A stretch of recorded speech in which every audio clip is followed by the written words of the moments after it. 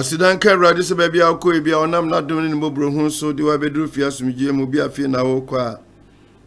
ode wo beko na ode wo aba na watchi we de ye gina so abompa ye restoration se erade ma de yira ye erade ede bani sibre ba maminko mechi na minkai o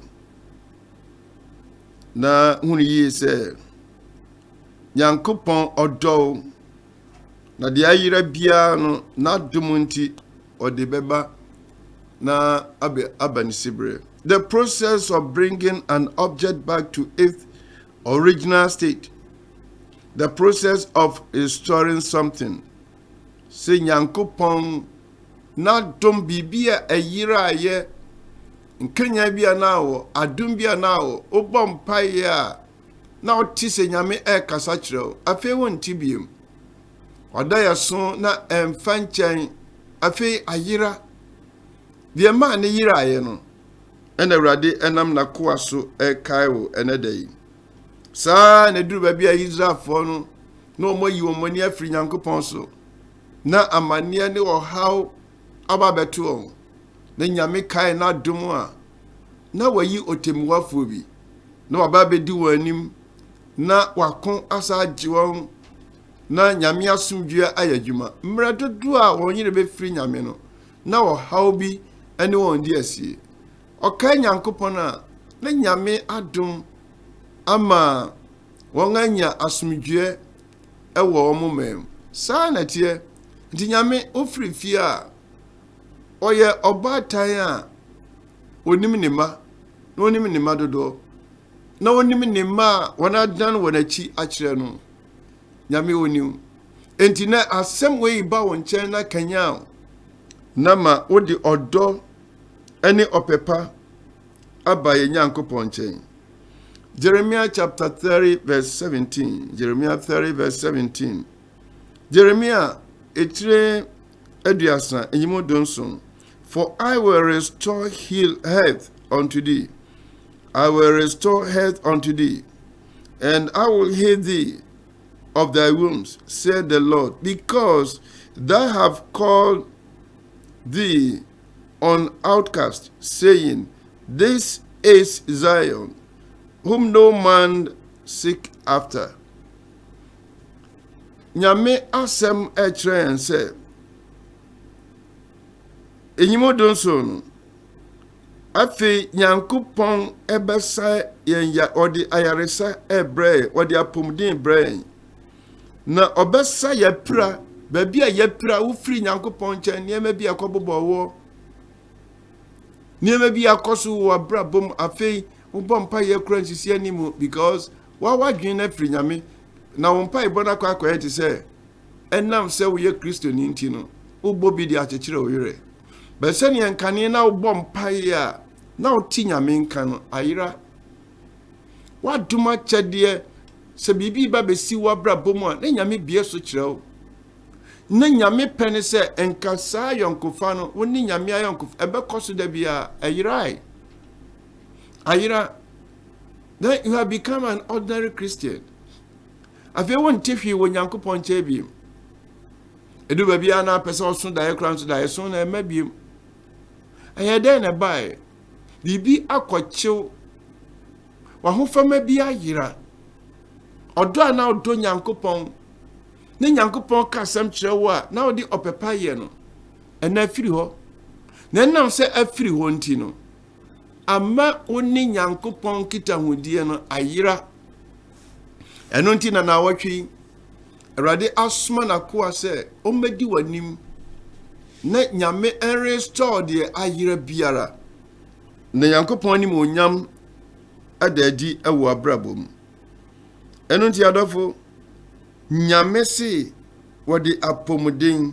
ebrel na mra ye firi won no prayer ko prepare nyina no Awurade bese yare na wona wato won atwene the outcast wona yato won atwene ondin ni system no bie mu no this is Zion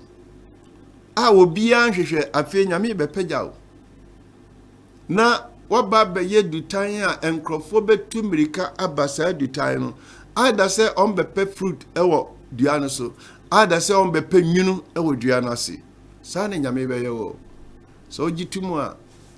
afi wei enkwa afi wei me ka kiro sa afi wo nyame be hira ye ni o onyame obehira ye me de enye nyame a maka sem wo ya kiro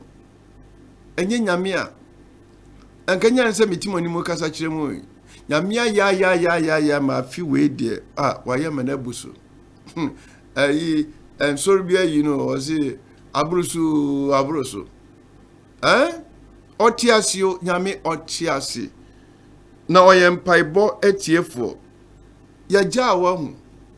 obi anhwa kira kwan sa abrabo ne duru ba bia sa na tie wadofo etumi yi won ani hintaw eduru ba bia asa wo kura no oho afro nkrofo afi anigi anan nkrofo because the ebemma oho aye nika no eni ho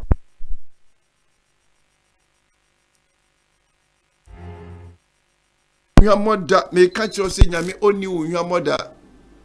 otiase na doye enso eye ne kware na doye be hwe wati na doye be hwe o onyi na ni mfiri wo so da onye bi da so odi onhwamo am se be omo 4 years muni nyankopon e ma mete sa sem wo ya se yie on say anam ta catch you God is not a man who will lie nyame nye nipa no odi atro nyame onye nipa eno odi atro oni atro da wakase obehira won nyame si bra sania obade sefo ni firifie no ko waste na jopade nyina na chiri kwa hira but okay say Bible say when he came to himself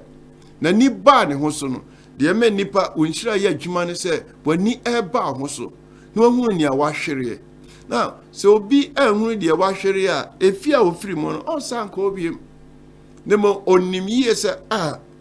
samra na manigi asoro ho samra na me bompae samra na me ye ne so nyankopon ani samra na me firi me pem asum nyankopon na sa wiase nyansa we mfa madwen na nyankopon menini won kitahudie obesa age wati mra ye bompae ye da wase ade nyina asetimfo and now we try and say, for I will restore health. Erade me baby yare. Ni maybe ni na brabo diesie na pomodin ekofom. Yare we ko na watwi na fofraba. Me suma wasem se enkosa ama yare. Me suma wasem erade osi. Si ya pia firi wo ho ne yakopre pra. Obesa ya pra na yare. Adum nyina nyankopone wa wuchira wo bi no me na wo ka ebam sho wani mo nyam go mabrabom erade ma o mai ehunu yie se adum pru bi abie no siesie wadum se emehwe obi biara wanya koma pase o hwe wa erade me do wase ni oyare no wasan yare ni oyare akirisan no ene wasan akirisan yare amwa befie no aye na wa tu ni ayiraye ene ne ekoso wona brabom biara me do ase rade wasiesie ne foforo kra o Yesu odin mu en ma bompai bomodin asande mani padu ni padu num erade onhira so ayesa on say we ye harvest and Thanksgiving week am I review Thanksgiving week enti siesie ho afi we ma fore ma siesie me ho menim nia o siesie no che me erize nyame oni mi adini ye so enti on the first year ba for ye no bomodian se unyi wo ho mfrim ye ba for ye no a ne memre da ene ye koto aba no onyame onhira bye bye.